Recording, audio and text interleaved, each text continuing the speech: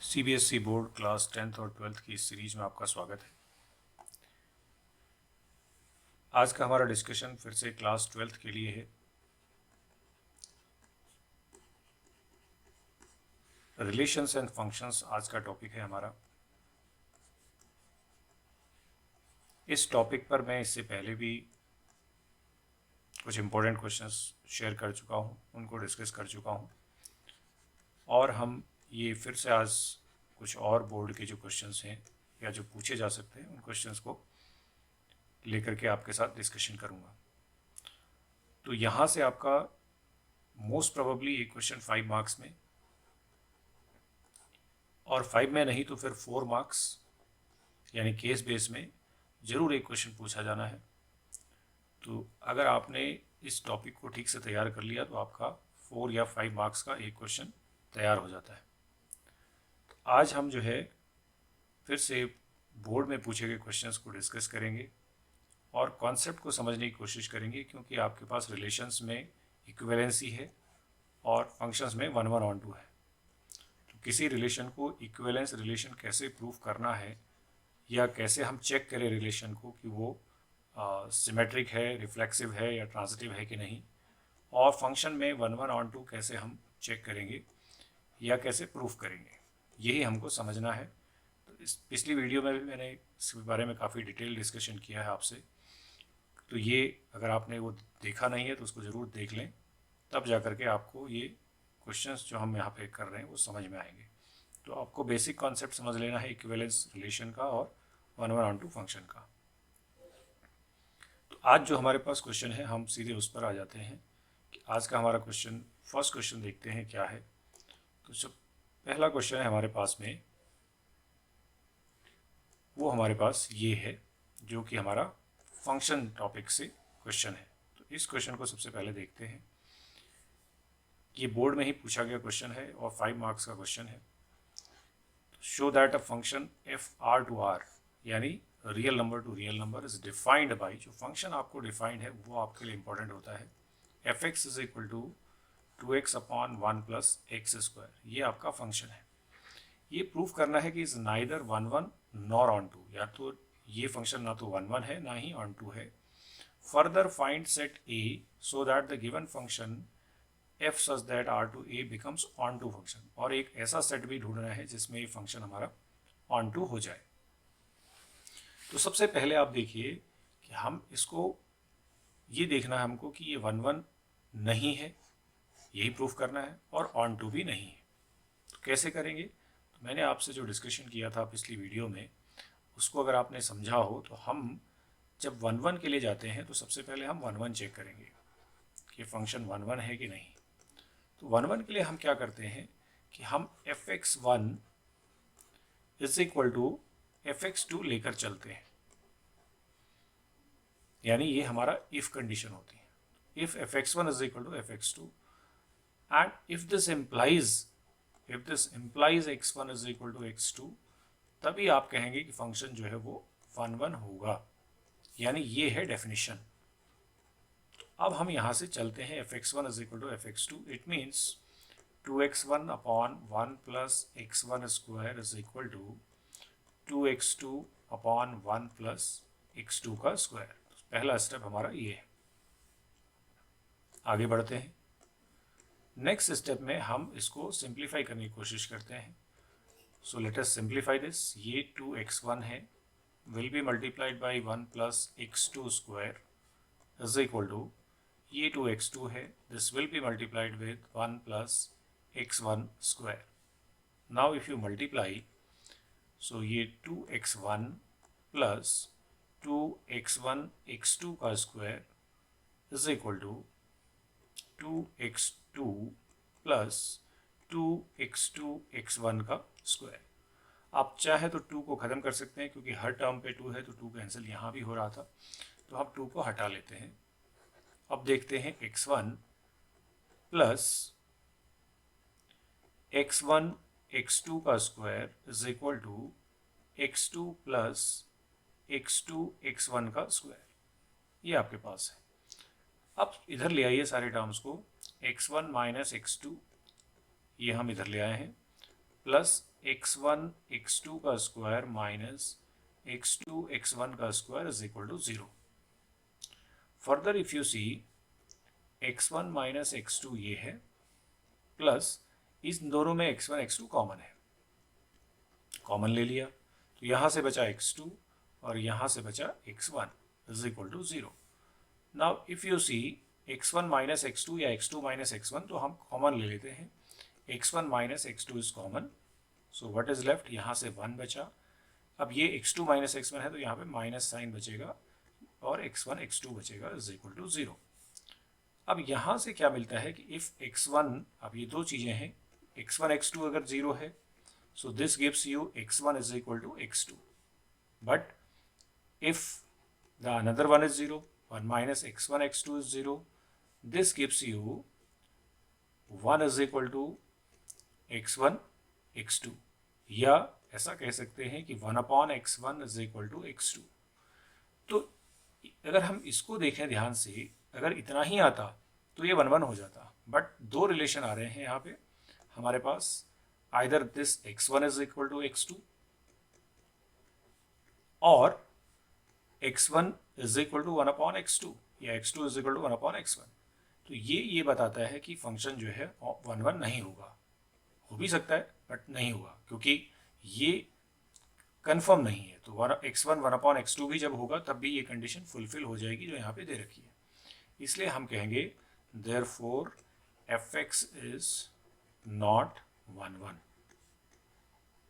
Not 1 1 के लिए ये रीज़न हमारा हो गया कि अगर केवल इतना ही आता तो ये 1 1 हो जाता, बट ये भी साथ में है तो ये 1 1 तो नहीं है। तो यही हमको बताना है कि 1 1 नहीं है।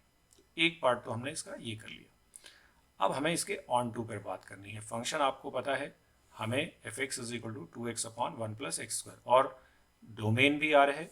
ये इंपॉर्टेंट चीज़ यहाँ से आप देख लें, ये डोमेन है जो कि इसका आर है, और ये कोडोमेन है, ये भी आपके पास रियल नंबर ही है। डोमेन और कोडोमेन दोनों ही आर हैं, यानी रियल नंबर हैं। तो कैसे ऑन टू करेंगे, जरा ऑन टू पर आ जाते हैं। तो दूसरा हिस्सा हमारा इसका ऑन टू है।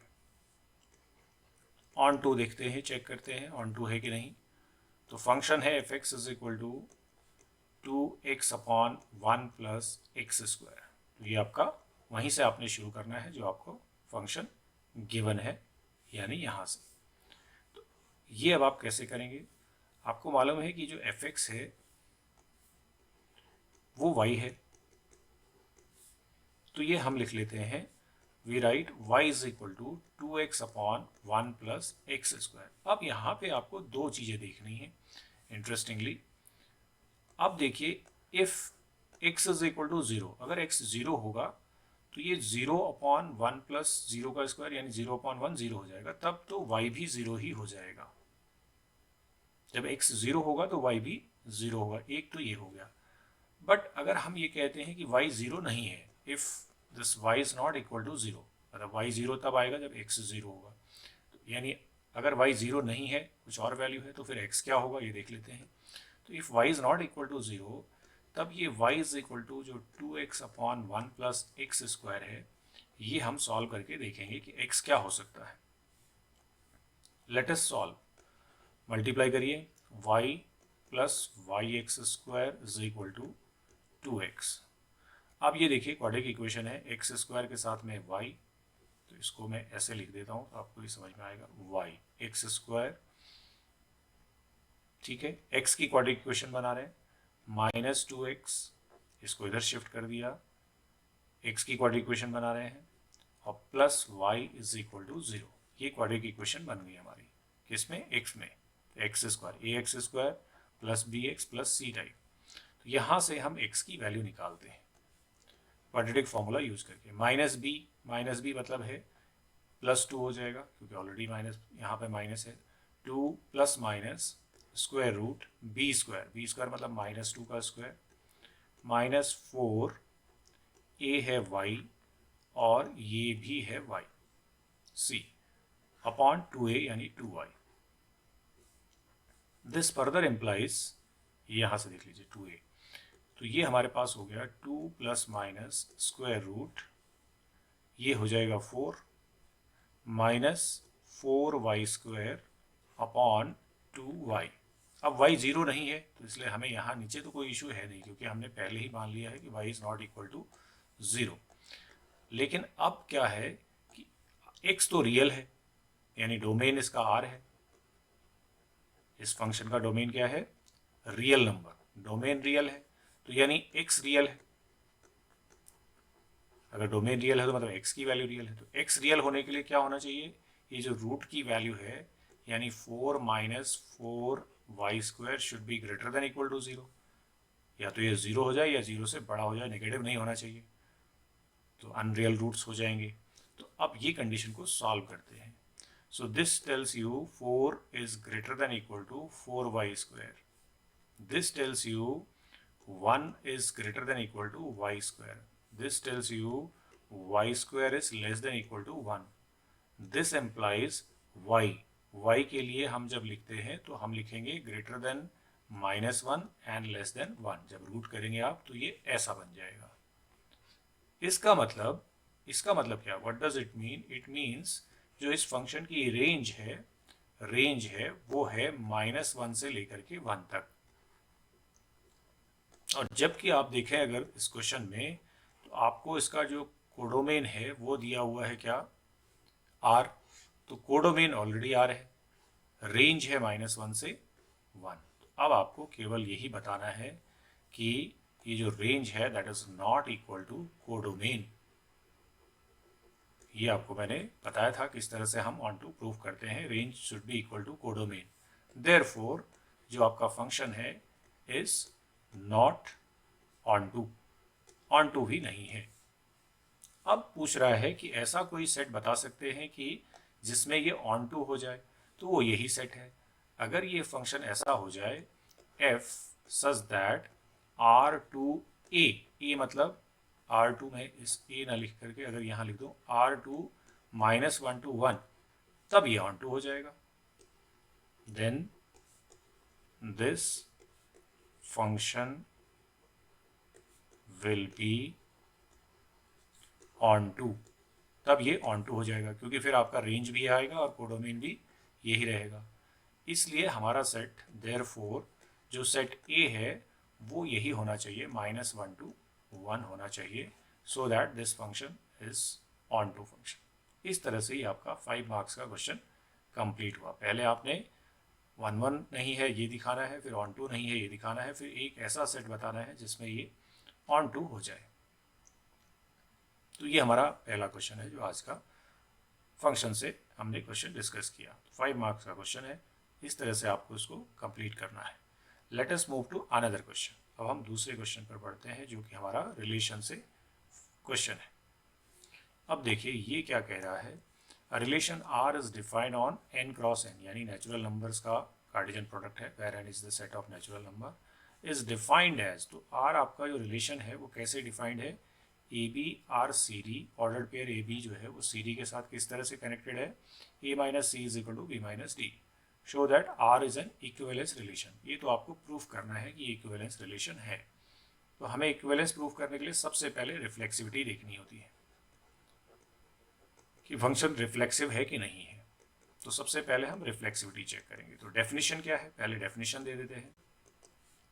डेफिनेशन ये है कि A R A for all A belongs to the set of जो भी आपका गिवन है। ये तो डेफिनेशन है कि ए आर ए होना चाहिए, यानी एक एलिमेंट खुद के साथ रिलेट करना चाहिए, तभी जो है वो रिफ्लेक्सिव होगा। अब यहाँ पे तो ऑर्डर्ड पेयर है हमारे पास, तो ये ले लेते हैं, लेट हम कोई एक ऑर्डर्ड पेयर ए बी ले लेते हैं जो कि n में है, n क्रॉस n में है इनफैक्ट। तो अगर ये है तो फिर हम यहाँ चेक करते हैं कि A B R A B क्या होता है। ज़रा देखते हैं, A B R A B, उसका खुद के साथ रिलेशन देखते हैं। सो लेट अस सी, ए माइनस सी मतलब फर्स्ट वाले को इसके फर्स्ट के साथ में सब्ट्रैक्ट करना है। तो यहाँ फर्स्ट ये है, यहाँ फर्स्ट ये है, तो A minus A is equal to, ये देखिए बी माइनस डी, यानी इधर सेकंड और इधर का सेकंड। तो यहाँ भी सेकंड में बी है, यहाँ भी सेकंड में बी है, तो बी माइनस बी। तो ये तो ट्रू है, यानी 0 is equal to 0, which is true. Therefore, R is reflexive. Therefore ये रिलेशन रिफ्लेक्सिव तो हो जाएगा बड़ी आसानी से। क्यों? क्योंकि ये ए बी के साथ रिलेट कर रहा है, ये हमको दिख रहा है। अब हम देखते हैं सिमेट्री। दूसरा है इक्विवेलेंस का पार्ट कि आप सिमेट्री चेक करें। सिमेट्री चेक करते हैं वेदर रिलेशंस आर सिमेट्रिक और नॉट। तो डेफिनेशन क्या है, पहले डेफिनेशन दे देते हैं। डेफिनेशन कहती है कि if A R B this implies B R A, यानी अगर ए बी के साथ रिलेट करता है तो बी को ए के साथ भी रिलेट करना चाहिए। For all A B belongs to the set of real number, जो भी वहाँ पे आ गई। तो डेफिनेशन है। बट यहाँ पे हम क्या करेंगे, हम यहाँ पे वही ले लेंगे, let A B belongs to N cross N. N cross N में से हमने कोई ले लिया, तो हम क्या चेक करेंगे, A B and C D also, दोनों ही यहाँ पे यूज हो जाएंगे। Belongs to N cross N, ये दो ऑर्डर पेयर हमने ले लिए। तो हम A B R C D check करते हैं, क्या होना चाहिए, डेफिनेशन जो है वही, that is A minus C is equal to B minus D. ठीक है। अब इसमें अगर आप क्या करेंगे, दिस इम्प्लाइज, अगर हम ए माइनस सी में से माइनस कॉमन ले लें तो ये बन जाएगा क्या, सी माइनस ए। इसमें से माइनस कॉमन ले लें तो ये बन जाएगा डी माइनस बी। इसका मतलब C minus A is equal to D minus B है। तो हमारे पास क्या कंडीशन है कि अगर ए बी सी डी के साथ रिलेट कर रहा है तो सी डी को ए बी के साथ भी रिलेट करना चाहिए। तो देख लेते हैं, चेक करते हैं क्या है। तो C D R A B देख लेते हैं क्या आना चाहिए। तो फर्स्ट, इसका फर्स्ट और इसका फर्स्ट, तो सी माइनस ए, देखिए फर्स्ट को फर्स्ट से सब्ट्रैक्ट किया, is equal to D minus B. तो ये तो हम पहले कर चुके हैं, that is nothing, simply A B R C D, ये तो वही है, इसलिए ये रिलेशन सिमेट्रिक भी हो गया। देयरफॉर हम लिख देंगे, देयरफॉर आर इज सिमेट्रिक। तो ये सिमेट्रिक हमको मिल गया, तो ये रिलेशन सिमेट्रिक भी प्रूफ हो गया है। Then third is transitivity. अब हम इसकी ट्रांजिटिविटी चेक करेंगे, तभी ये रिलेशन हमारा हो जाएगा इक्विवेलेंस। तो ट्रांजिटिव कैसे करेंगे देख लेते हैं। ट्रांजिटिविटी, ट्रांजिटिविटी चेक करना है। डेफिनेशन क्या है, पहले डेफिनेशन देना जरूरी है। डेफिनेशन है इफ ए आर बी, यानी ए बी के साथ रिलेट है, and B R C, B C के साथ रिलेट है, this implies A R C, A C के साथ रिलेट होना चाहिए। For all A B C belongs to the set of real number, ये तो हो गई definition. Now come to the actual question. If A B belongs to N cross N, यानी natural numbers के कार्टेशियन प्रोडक्ट में है, C D belongs to N cross N, ये भी है मान लेते हैं, और एक और ऑर्डर पेयर ले लेते हैं ई कॉमा एफ, जो कि अगेन एन क्रॉस एन में है। तो सबसे पहले हमें क्या देखना है, ए बी का सी डी के साथ में रिलेशन देखना है, क्योंकि यहाँ पे दो इफ होते हैं, आपने देख लिया। If A B R C D का मतलब क्या है, वो डेफिनेशन में दे रखा है, A minus C is equal to B minus D, एक इक्वेशन बना लेंगे। फिर अब सी डी, यानी अगेन सी डी का हमें देखना है ई एफ के साथ में रिलेशन। तो फर्स्ट सब्ट्रैक्ट होते हैं, इसका फर्स्ट सी है, इसका फर्स्ट ई है, तो ये सी माइनस ई बनेगा, is equal to second D है और एफ है, तो डी माइनस एफ बनेगा, ये सेकेंड इक्वेशन है। अगर हम इन दोनों इक्वेशंस को ऐड कर लें, on adding these two equations, adding 1 and 2, add करेंगे तो क्या होगा, देखिए A minus C plus C minus E is equal to B minus D plus D minus F, ऐसा ये हो जाएगा। इसमें सी कट जाएगा और इसमें डी कट जाएगा। This implies what is left, A minus E is equal to B minus F हो जाएगा। तो ये हमारा इन दोनों से सॉल्व करके आ रहा है, बट हमें क्या दिखाना है, we have to see whether this is related to EF or not.